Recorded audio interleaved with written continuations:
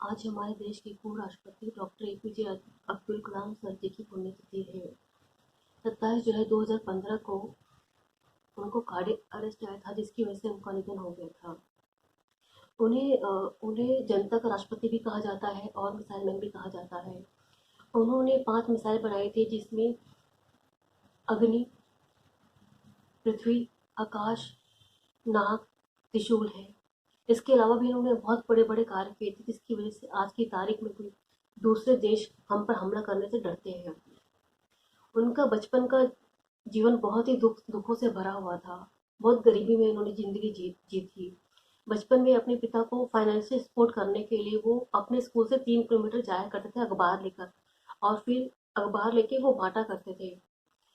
वो हमेशा ये कहा करते थे कि ज़िंदगी में कितनी मुसीबतें हैं, कितनी ही परेशानियाँ आई, अपने सपने को पूरा करो, चाहे कुछ भी हो जाए, लेकिन मेहनत करते रहो। और इसी की बदौलत उन्होंने अपने मुकाम को हासिल किया था। उन्हें भारत के सर्वोच्च सम्मान भारत रत्न, पद्म भूषण से सम्मानित किया जा चुका है। इसके अलावा भी उन्हें बहुत से सम्मान सम्मान दिए जा चुके हैं। भारत में ही नहीं, विदेशों में भी उन्हें कई सम्मान दिए जा चुके हैं। सबसे बड़ी बात यह है कि इतनी सब कुछ काबिलियत होते हुए भी कभी भी उनके चेहरे से कभी भी घमंड, उनकी जुबान से कभी भी कोई कटु शब्द नहीं निकले। उनका व्यवहार, उनका बोलचाल ऐसा था, जिसकी वजह से 2002 में भारतीय जनता पार्टी और विपक्षी दल कांग्रेस की सहमति से उन्हें राष्ट्रपति बनाया गया था। 5 साल वो उन्होंने कार्य किया था राष्ट्रपति के तौर पे, और उसके बाद उन्होंने बहुत से सामाजिक कार्य किए थे। वो देश विदेश के, वो विश्व के बहुत बड़े वैज्ञानिकों में से एक थे, और उनके नाम से एक बहुत बड़ी टेक्निकल यूनिवर्सिटी है, जो कि एशिया की सबसे बड़ी यूनिवर्सिटी है, जो कि अभी एमपी में इंदौर में है। एमपी मतलब महाराष्ट्र, मध्य प्रदेश में इंदौर शहर में है। इनके ऊपर फिल्म भी बन चुकी है, जो कि कई लोगों ने देखा होगा, आई एम कलाम के नाम से। लेकिन कुछ ही लोग जानते होंगे कि इनकी जीवनी पर एक और फिल्म बनाई गई थी, जो कि एक 19 साल की लड़की श्रिया दिनकर ने बनाई थी, और जिसका नाम बिलियन डॉलर बेबी नाम था। इनका जन्म 15 अक्टूबर 1931 में रामेश्वर, तमिलनाडु में हुआ था। एक मछुआरा परिवार में जन्म लिया था इन्होंने, लेकिन इनकी पढ़ाई में कभी कोई बाधा, गरीबी कोई बाधा नहीं आई।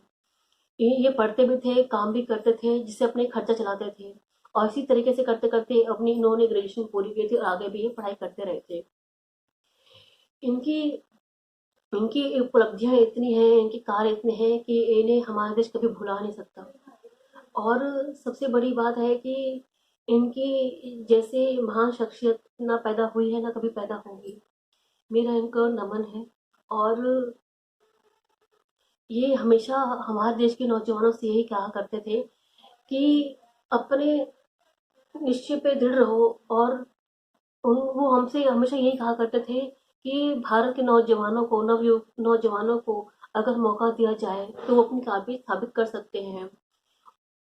जिन्हें हम मोटिवेशनल कोर्स कहते हैं, आपको यूट्यूब पे ऑनलाइन कई जगह मिल जाएगा, जो कि अब्दुल सर के नाम से अब्दुल सर ने जो पंक्तियां जो अपने स्पीच में कहते थे, अपने भाषण में कहते थे, कुछ पंक्तियां ऐसी थी जिसमें इन्होंने कहा था कि सपने वो नहीं होते जो हम सोते हुए देखते हैं, सपने वो होते हैं जो हमें सोने नहीं देते। और हार शब्द तो उनके डिक्शनरी में था ही नहीं। और वो नौजवानों से भी यही कहा करते थे, ज़िंदगी में कभी हार नहीं माननी चाहिए, हमेशा अपनी कठिन परिस्थितियों से लड़ना चाहिए। ये कठिन परिस्थितियाँ ही ऐसी होती हैं, जब हम जीतते हैं तो हमें खुशी प्रदान करती है। इनके बारे में जितना कहा जाए उतना कम है। नमस्कार।